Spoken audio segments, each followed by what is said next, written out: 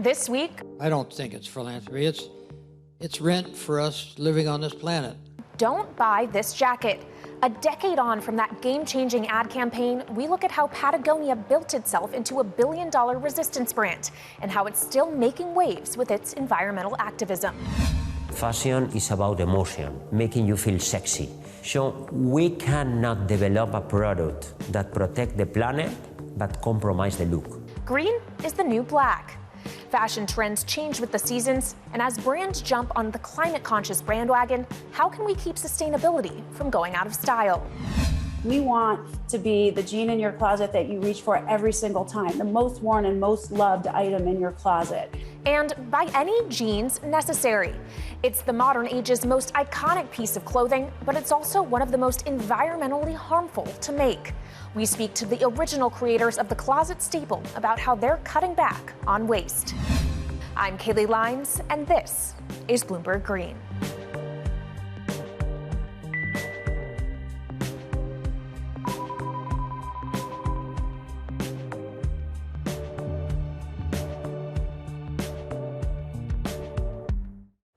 The fashion industry is one of the world's least sustainable.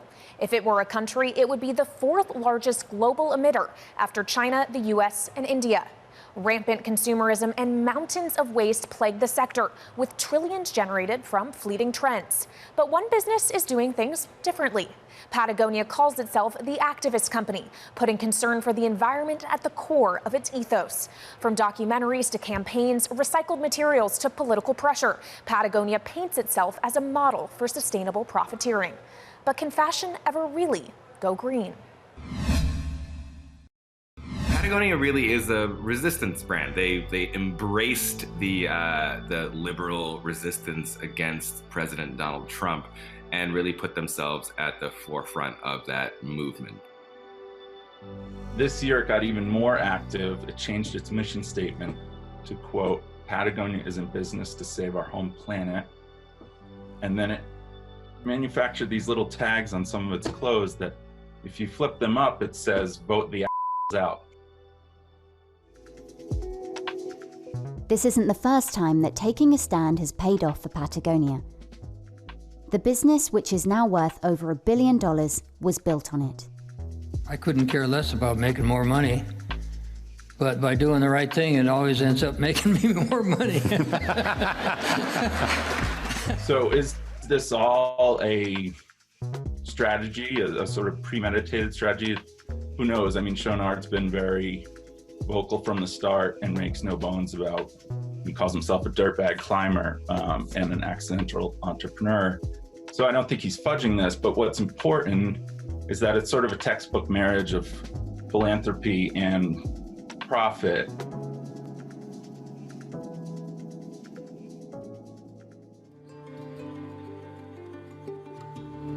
Patagonia was born out of rock climber Yvonne Chouinard's first business, Chouinard Equipment, which made and sold climbing supplies. Yvonne Chouinard was a blacksmith in the 50s, and he started selling climbing gear out of the back of his car that was less harmful to rock faces. So this is sort of the origin story of the company. It's called itself the activist company, not a activist company. Chouinard moved from selling pitons to polyester, and in the 70s, Patagonia was born. In 1973, Chouinard and his wife Melinda opened the very first Patagonia store in Ventura, California, where the company's headquarters remain today. Patagonia began donating 10% of its profits to grassroots organizations in 1985. This later became the 1% of sales that Chouinard labels an earth tax. I don't think it's philanthropy. It's rent for us living on this planet. While Patagonia was creating the blueprint of how to be a socially conscious brand, it was also turning a profit. It even made Inc. magazine's list of the fastest growing privately held companies. So every time the company makes a decision to do something socially and environmentally active, it is met with success, and that isn't lost on Chouinard or any of the other leaders of the company. It started with the costly move to recycled and organic materials before launching a clothing repair service to discourage fast fashion. And Patagonia's influence was growing. So over time, the company's mission and its marketing have become the same thing. The inflection point came in 2011. Actually, Black Friday, Patagonia took out a huge ad in the New York Times that said, "Don't buy this jacket." And it sort of got into the nitty-gritty on, the carbon footprint and the water footprint that goes into, a piece of apparel like a parka. And at the time, Jeanologia said, the best jacket for our planet is one that already exists. So the company at that time said it needed to address the issue of consumerism, which, coming from a for-profit business, hits pretty hypocritical. As the company encouraged its customers to buy less, its annual sales increased by almost 40%. The stance of this is hypocritical was loud and constant, talking about consumerism in a critical light while very much being a part of it. Fast fashion is top on the list of environmental destruction, and not just destroying the environment, but impacting human health. They are in the fashion industry, they're a clothing retailer, and to come head to head with that is courageous.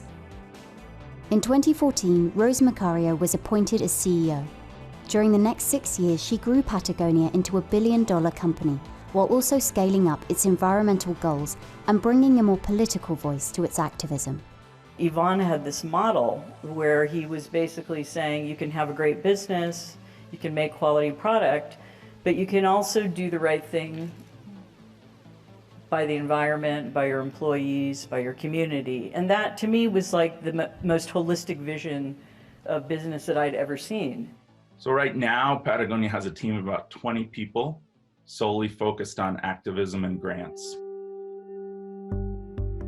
As the company branched out into other areas, including a venture capital fund for environmental causes and sustainable food, revenue reached a new peak of over $1 billion in 2017. But this was still small change compared to fast fashion heavyweights like Nike, who made $37 billion that same year. As COVID-19 brought the business world to a halt and the American people voted in a new administration, Patagonia appointed Brian Gellert as CEO. As far as its CEO transition goes, this one's happening quite strangely. There's no real budget for next year yet because of everything that's going on and all the uncertainty around that. Patagonia's new focus is going to be on forging a relationship with the Biden administration. It should be a more close relationship, but Gellert still has his guard up. During the Obama administration, they didn't always agree, and he expects the same with Biden in the White House. They plan to bring litigation wherever needed against any government needed about the issues that they care about, and that's climate change and the environment. Coming up, can you improve on a classic? Well, when it comes to sustainability, the answer is yes. How one Spanish company is making clothing as green as it is stylish. This is Bloomberg Green.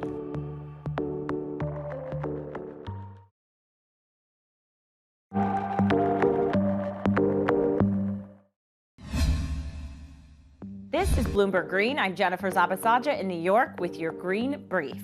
China now accounts for more greenhouse gas emissions than all of the world's developed nations combined. That's according to new research from the Rhodium Group. China accounts for 27% of global emissions. The next biggest, the U.S., contributes just 11%.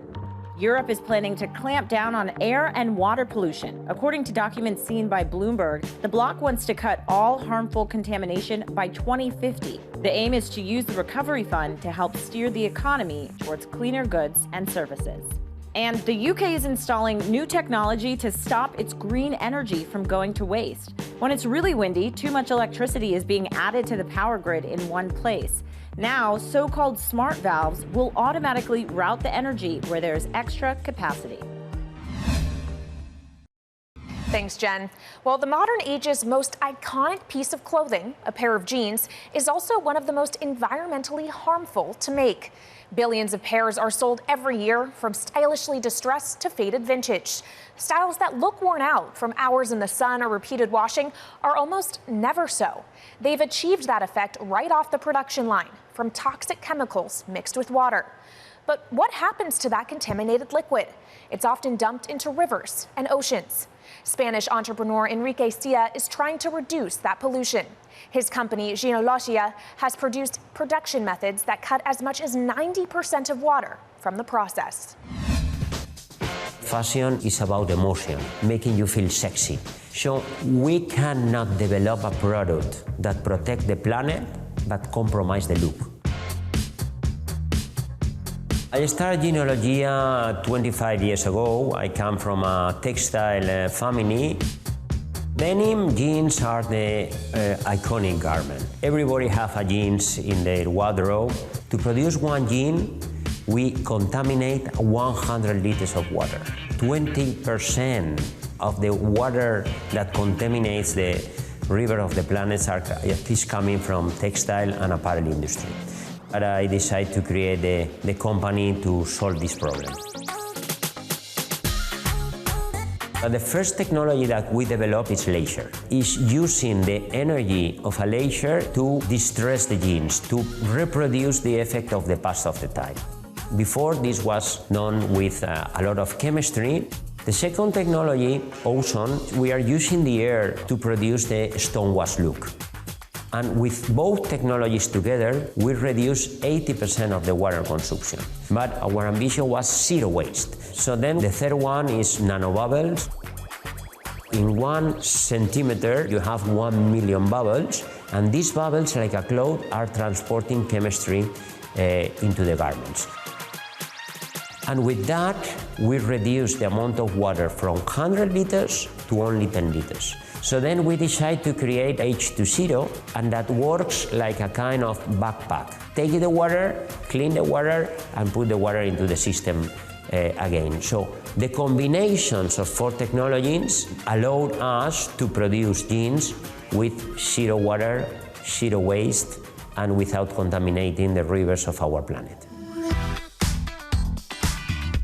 Today, 35% of the jeans that are produced in the world use our technologies. Levi, Strauss, Lee, Tommy Hilfiger, Calvin Klein, H&M, Dolce & Gabbana or DSL are using our technologies.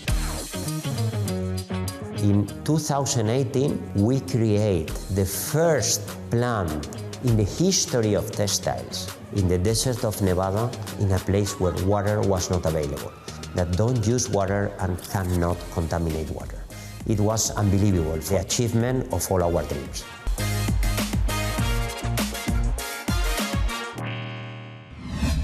Our Green reporter, Laura Mian, who worked on this story, joins me now with more from Madrid. Laura, you spoke with Enrique Cia. What does he think is the next step for the fashion industry? So after reducing the amount of water that goes into making a pair of jeans, the next step for the company, he says, is addressing waste from the fashion industry. So every year, about 15% of all clothes made in the world end up in landfills. They're never used, they're never sold. And to address that, he says the fashion industry needs to change from fast fashion to what he calls accurate fashion. That means setting up urban factories in places close to consumers are, so that's big cities, for example.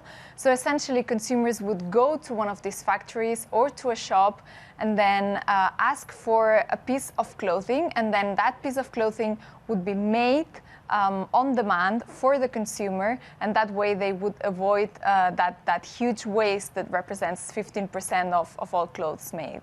So does that mean that fast fashion is out? Are we seeing the end of that kind of model? There are some people that say that fast fashion needs to change to survive, and in some ways we are already seeing that, especially after the coronavirus pandemic. But there are some other people, especially researchers and environmental organizations, that focus on fashion and on the environmental footprint of fashion, that say that yes, the fast fashion model is not sustainable from an environmental perspective. So for example, in past years, we have seen fast fashion companies reduce the carbon footprint for every piece of clothing, but actually their overall carbon footprint is going up every year, just because they are making more clothes and they are selling more clothes every year.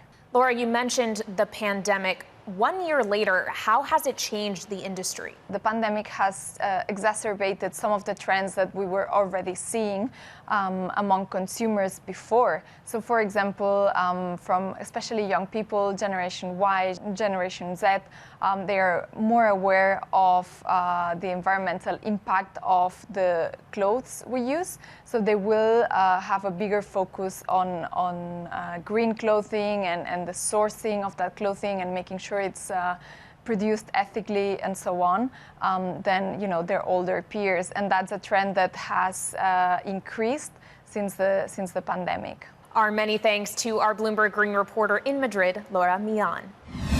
Coming up, how do we make sustainability as essential to business as a pair of jeans is to any closet? We speak with one of the big brands using Jeanologia's technology to produce their eco-conscious clothing. This is Bloomberg Green.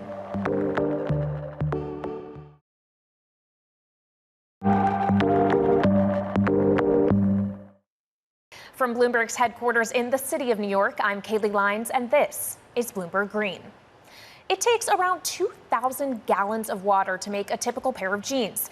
And if you've built your brand on the wardrobe staple, like the creator of jeans Levi's has, that's a lot of water.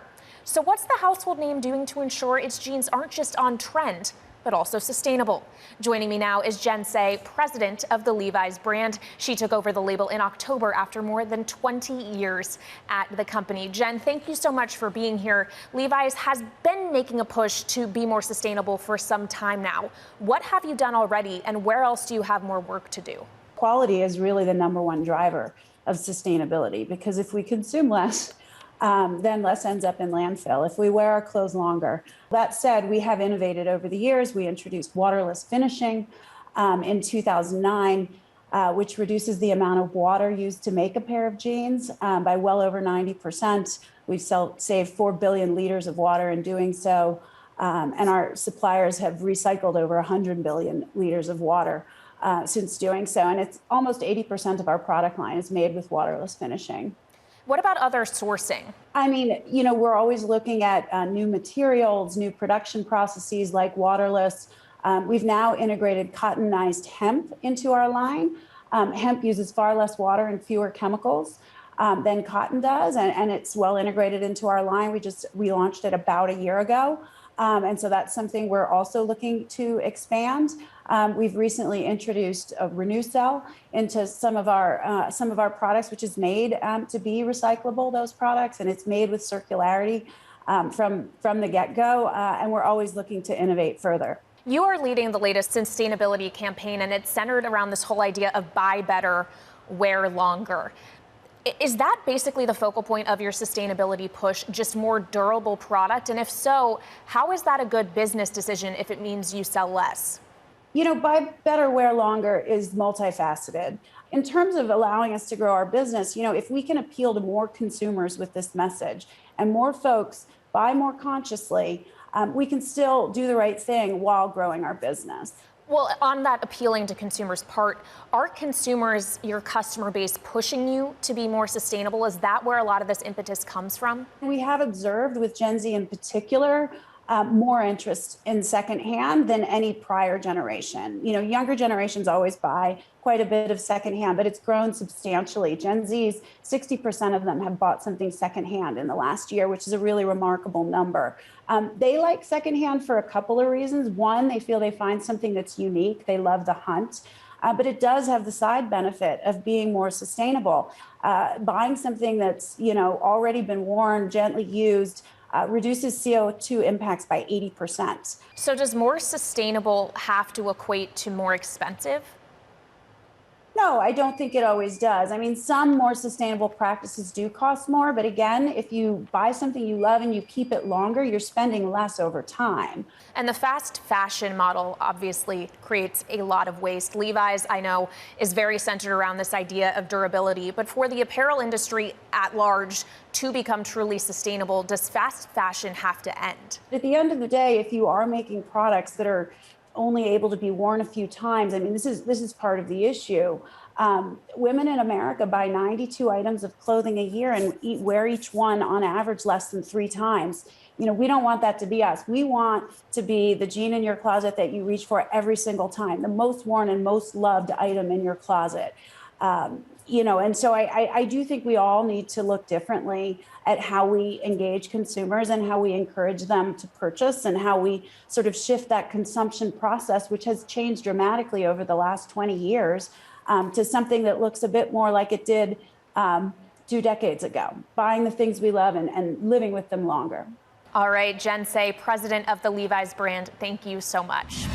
Take, make, use, dispose. For decades, that's been the standard approach to production and consumption. But as climate consciousness grows, consumers and businesses have realized that needs to change.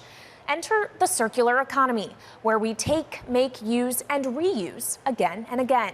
Some industries are forging ahead, but others like fashion still have a long way to go. According to the Ellen MacArthur Foundation, 97% of the materials used to make clothing are brand new, and 73% of those are incinerated or put into a landfill. Here's a look at how one of the world's biggest fashion brands is tackling that problem. The Swedish company Hennes & Mauritz, otherwise known as H&M, is a fashion behemoth. Global sales in 2020 were around $22.5 billion.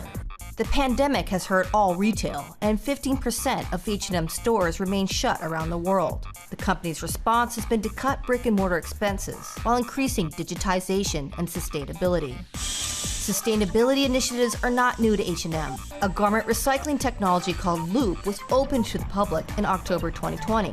The system cleans and shreds garments, then spins them into new yarns. Some virgin materials are added in the process, but no water or chemicals are used, significantly lowering the environmental impact compared to producing garments from scratch. The program is small scale, handling just a few garments a week, but H&M hopes the display will inspire customers to take part in the company's other sustainability efforts. It's run a collection program since 2013, and the company claims it gathered close to 19,000 tons of clothes and textiles in 2020. It launched Found, an online seller for unsold clothes, and owns a majority share in secondhand clothing marketplace, Sellpy. The big goal is to have all their products produced from recycled or other sustainably sourced materials by 2030, a standard which already applies to about 2/3 of what they use. And H&M aims to increase the proportion to 30% by 2025. To finance this, H&M issued a sustainability-linked bond of €500 million, with CEO Helena Helmersson describing demand for the bond as evidence of the financial market's confidence in the company's direction. H&M says its size can help push new innovations and upscale existing technologies to get to its target, and that recycling is only one piece of the puzzle. It's unclear if efforts like these will attract and engage enough customers to inspire fashion to make environmental reforms. Around 70% of the industry's emissions come from material production, preparation, and processing, while about 75% of discarded clothes get burned or end up in landfills. Pandemics hurt bottom lines, but so does climate change. How players from fast fashion all the way to haute couture react to these pressures will determine who sticks around to outfit the next cool look of the future.